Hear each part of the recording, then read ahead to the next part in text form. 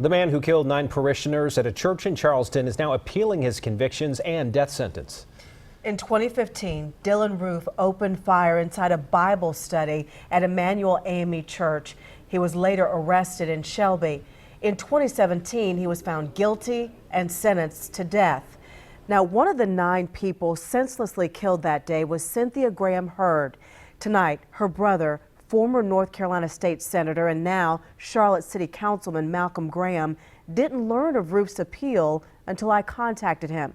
Tonight, he invited me inside his home for an intimate conversation about this new development and the true message he hopes will be his sister's legacy.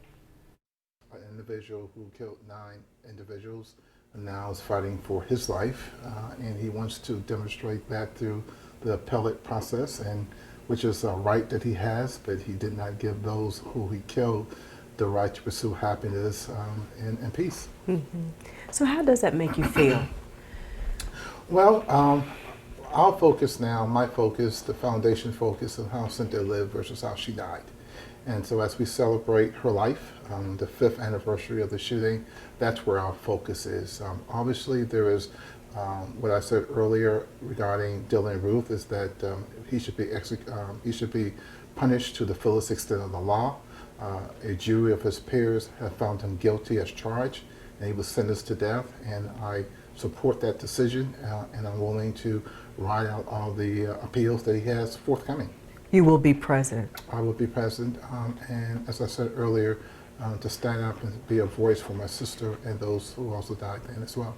I know you've also spent time since this happened, you know, talking about issues of gun violence and talking about this, this sad scenario that we seem to keep seeing playing out across the country. You spent a lot of work on this.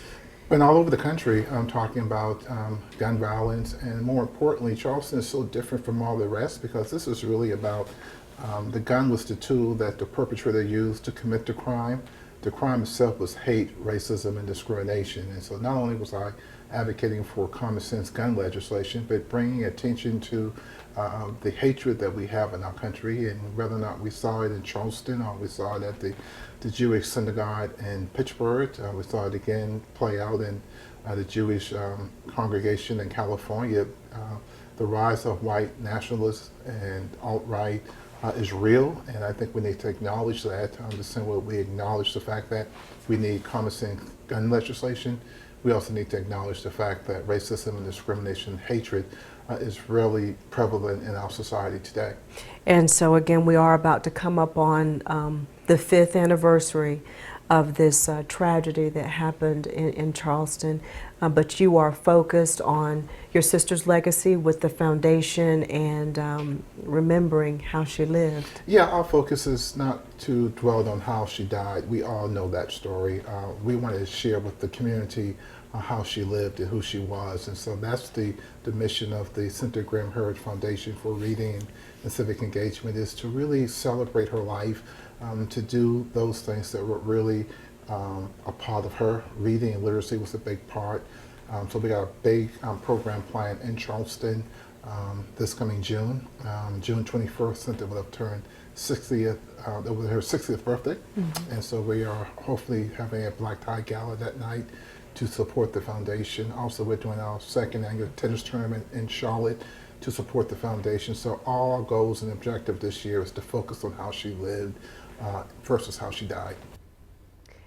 Now, in Dylann Roof's appeal, he raises 20 issues for review, including questioning whether the court erred in finding him competent to stand trial and asking if his death sentence is cruel and unusual because he was suffering from mental disorders at the time of the offense. And again, as you heard Malcolm Graham say, he will be there for every single court appearance relating to this case.